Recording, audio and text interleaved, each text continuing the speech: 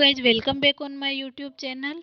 तो last video में हम लोगों ने क्या बात की थी। लास्ट वीडियो में हम लोगों ने बताया था जो गवर्नमेंट कॉलेज ऑफ भीलवाड़ा है ना, उसकी कट ऑफ क्या है, कॉलेज कब ओपन हुई थी, हॉस्पिटल ड्यूटी कहाँ पे लगती है और उसकी बिल्डिंग वगैरह क्या है और हर साल कट ऑफ कितनी जाती है उसके बारे में बात किया था। और मैंने बताया था ना कि अगले वीडियो में मैं बताऊंगी कि मेरे को 66 नंबर पे पाली की कॉलेज कैसे मिला था।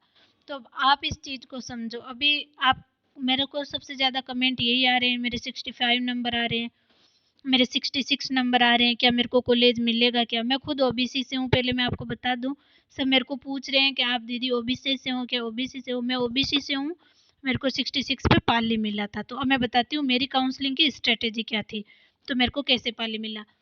तो आप देख सकते हैं ये मेरी चॉइस फिलिंग का पेपर है, जो मैंने आपके सामने बताया है कि मैंने कौन कौन सी कॉलेज की चॉइस फिलिंग की थी और मेरे को पाली का कॉलेज कैसे मिला। तो अब अपन देखते हैं। देखो, office of the chairman nursing counselling board 2022। मैंने 2022 में, मैंने बताया था ना 2022 में मैंने एग्ज़ाम दिया था।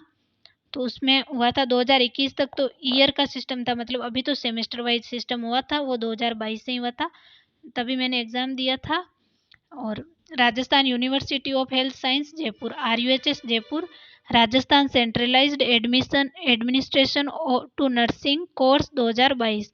तो 2022 में मैंने काउंसलिंग फिलिंग की थी, आप देख सकते हैं। जनरल डिटेल ऑफ कैंडिडेट, ये कैंडिडेट की जनरल डिटेल है। मेरे चालान नंबर दे रखे हैं यहाँ पे मेरे रोल नंबर, फादर्स नेम दे रखा है, फॉर्म नंबर दे रखा है, मदर्स नेम दे रखा है और ये मेरा नेम दे रखा है रेणुका रेवाड़। उसके बाद में अब अपन देखते हैं कि मैंने कॉलेज चॉइस फिलिंग कैसे की थी। तो पहले आप इस चीज़ को एक्सेप्ट करो कि मेरे 66 नंबर थे। तो उस ईयर जो 66 नंबर थे ना, वो बॉर्डर नंबर नहीं थे। आप ऐसे सोच रहे हो कि 66 पे मैं जाट थी, मेरे को कॉलेज मिल गई। तो वो ना एक क्राइटेरिया होता है, उस टाइम कट ऑफ ही इतनी थी। अब इस टाइम पे 66 नंबर बॉर्डर नंबर थे। उस टाइम पे जो 66 नंबर थे ना, वो बहुत ज़्यादा नंबर थे।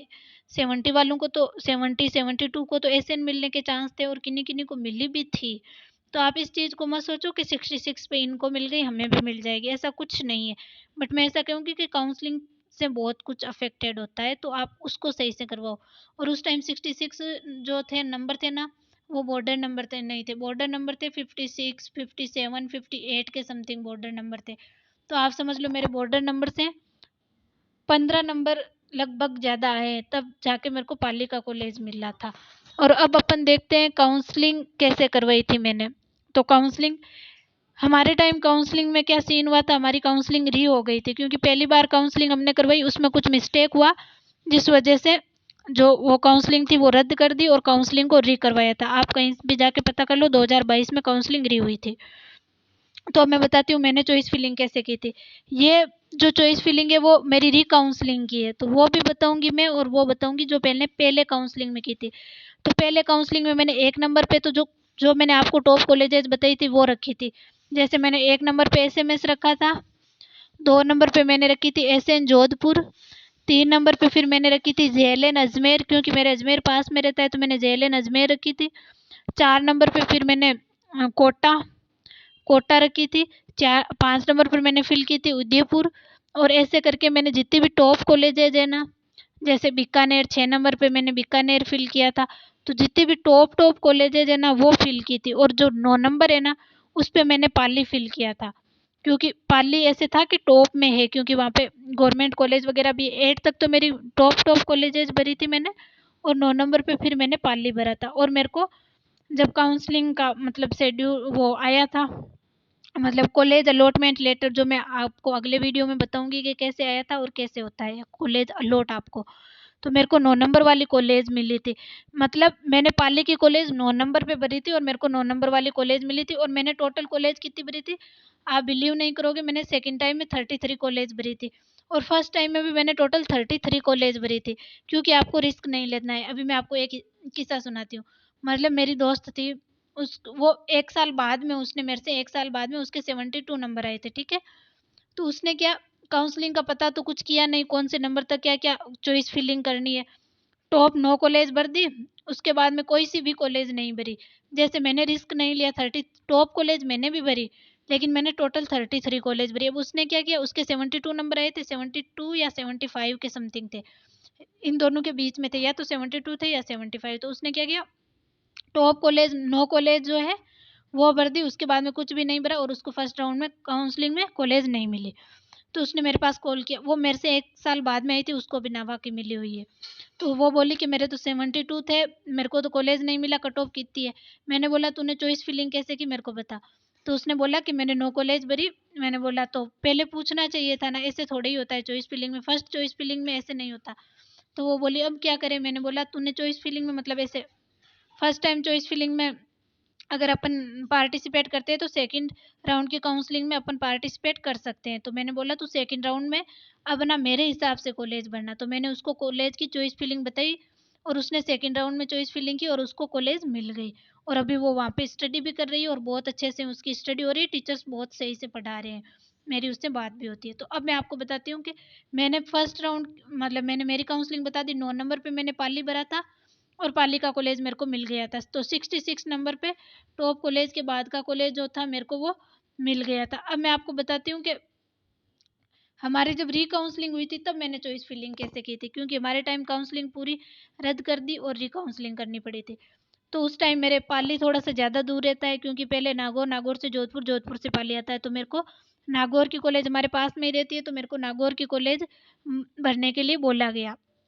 तो मैंने क्या किया, मेरे 66 नंबर थे, अब मेरे को चाहिए ही नागौर थी। मैंने कुछ भी दिमाग नहीं लगाया कि मेरे 66 है, वो मैंने फर्स्ट काउंसलिंग में लगा लिया था कि मैंने टॉप कॉलेज भरी, उसके जस्ट बाद में 9 नंबर पर मेरी पाली की कॉलेज थी, मेरे को पाली मिल गया। तो मेरे को ये तो कंफर्म श्योर था कि कॉलेज मिल जाएगा। तो मैंने क्या किया, जो कॉलेज मेरे को सबसे पहले चाहिए थी कि मेरे को तो नागौर की कॉलेज चाहिए, मैंने नागौर की भरी।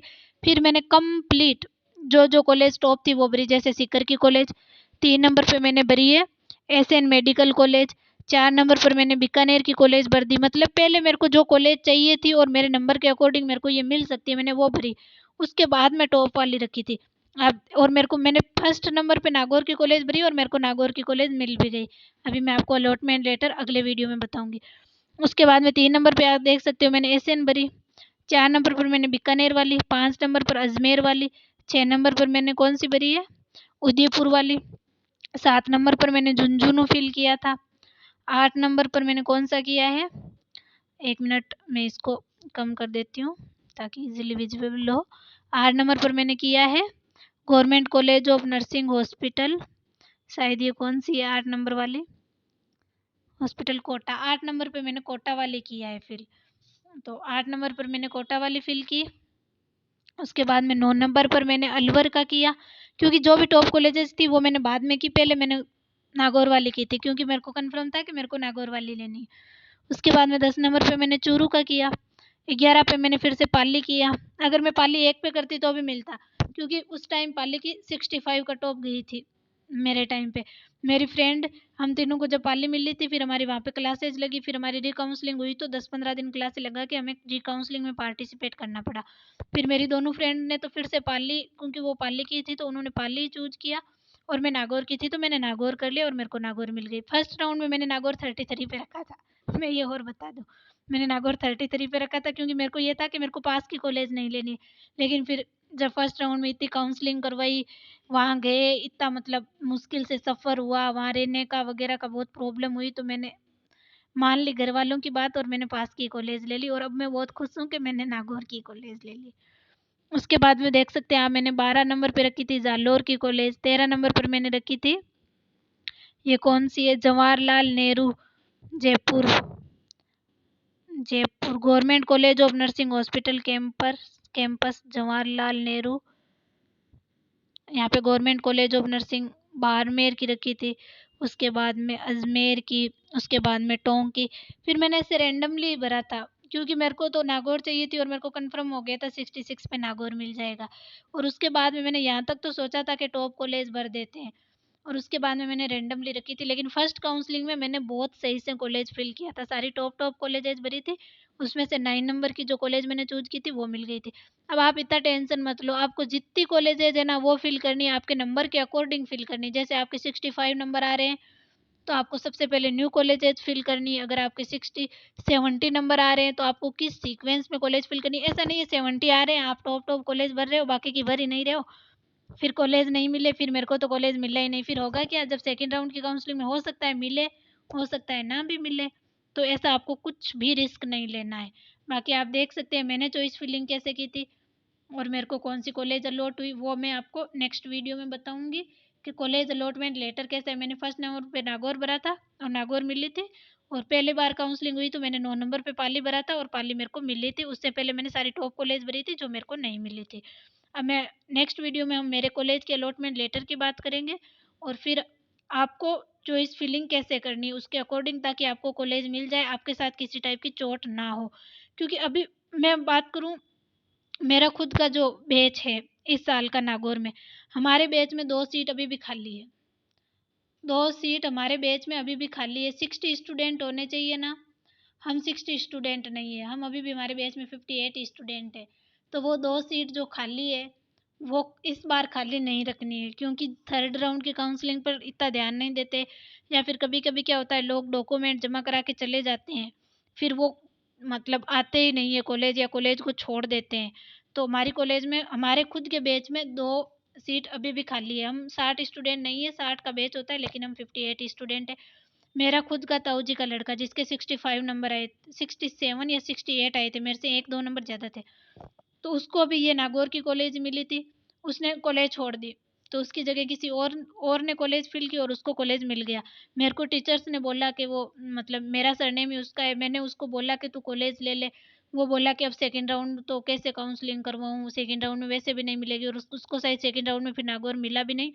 फिर उसने फिर से तैयारी की, फिर उसको कॉलेज मिल गया, जबकि उसके मेरे से 2 नंबर ज़्यादा थे, लेकिन उसने काउंसलिंग में मिस्टेक कर दी और उसका 1 साल पूरा वेस्ट चला गया। उसने फिर से तैयारी की और फिर अब उसको तो कॉलेज मिल गया, नागौर वाला नहीं दूसरा कॉलेज मिला, बट कॉलेज मिल गया। लेकिन मेरे उससे 2 नंबर कम थे, लेकिन मैंने काउंसलिंग सही से करवाई और मेरे को कॉलेज मिल गया और मेरा 1 साल वेस्ट भी नहीं हुआ। इसलिए मैं बोल रही हूँ काउंसलिंग पे थोड़ा सा ध्यान देना है, ऐसा ना हो कि काउंसलिंग में कोई चोट हो जाए। बाकी आपको वीडियो पसंद आया हो तो प्लीज़ आप लाइक करो, शेयर करो, सब्सक्राइब करो, क्योंकि आपके एक लाइक से हमें बहुत मोटिवेशन मिलता है। Thank you.